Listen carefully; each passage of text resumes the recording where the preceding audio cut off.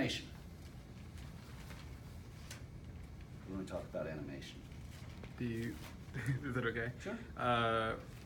The movement of frames, right? Kind of. Movement of still images. Much better.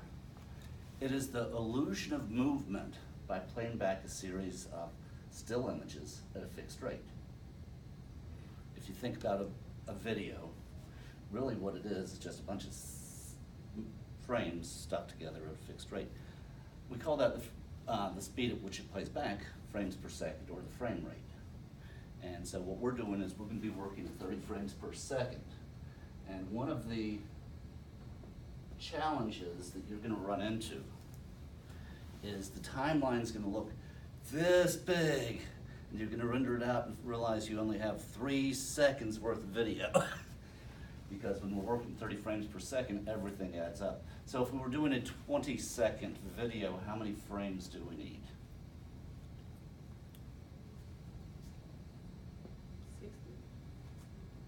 300 frames per second times, let's do frames per second, times 20 seconds equals 600 frames. And so as we're setting up our projects, we want to keep this in mind. Now, some of you learned this when we were doing modeling this week. If you didn't have an idea of what you were trying to create, you didn't even know where to start, and you got frustrated because you didn't have a vision. How do I make a scene? I'm not even sure what I want it to look like, and the better we can define that, the better off we are. Well, in video, what we do is we create storyboards. There's actually 3 types of storyboards that we work with. The first I call a working storyboard.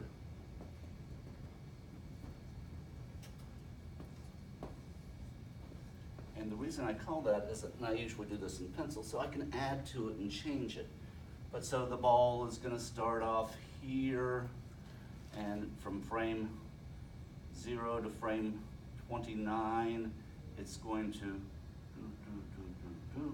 go in that direction. It's going to do a little squash and stretch motion here. That ought to take about, I don't know, half a second, so that's another 15 frames, so frame 30 to frame 44. And then from frame 45, it should go from here upward. We're going to get a little stretching motion as it moves up. And that's going to take, say, a second. And so now we're at frame 75. That's a working storyboard. I kind of know what's going on. I've thought through the motion. I've thought through what has to happen. And truthfully, I've probably gone and timed things in order to figure out how long it takes. We've all seen the basketball players that we say, man, they just hang forever. 1,001, even Michael Jordan couldn't stay in the air for a full second.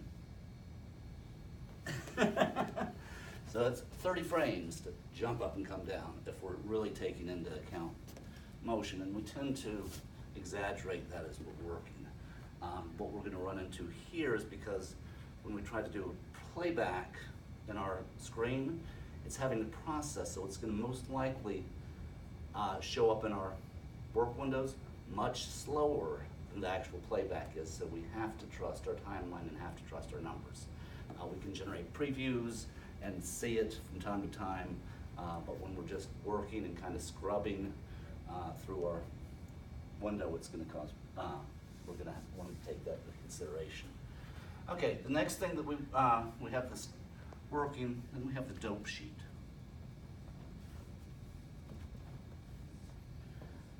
This is much more formalized, and this is basically the instruction sheet for our animators. And we'll talk about keyframe animation and cell-based animation here in just a minute, but basically I want to be able to say red ball is going to accelerate to that point. I've got, so again, my frame's 0 to 29. accelerate downward. While I'm doing that, I want the camera to zoom in on the ball. I want the lighting to be doing such and such. I want to be able to take this and hand it to one of you guys, and you know exactly what I want to happen. This is a dope sheet, and quite often when we start doing larger productions and working in teams, we need that because we'll have lead animators doing here's our keyframe or our main spot at the moment, and now what we want to do is go ahead and hand it off to you guys so that you can animate the sequences between the keyframes. Okay? And the last one I call a production storyboard. We're going to actually render out some pictures along the way. We might take all of our storyboards and videotape them and put voices over them. This is so that we can go and find investors. We want to be able to show the investors what the story is going to look like, be able to tell the story, and so have enough on that and formalized, printed out, beautiful storyboard form so that people say, yeah, I want to invest $100 million in your production. Okay, and so those are the three main storyboards. If you don't storyboard, you're going to get in trouble. You're going to, oh, well, I'll make this movement and I'll make that movement and you're going to get in trouble. Go ahead and stop it and start, and then we'll start another segment. Okay.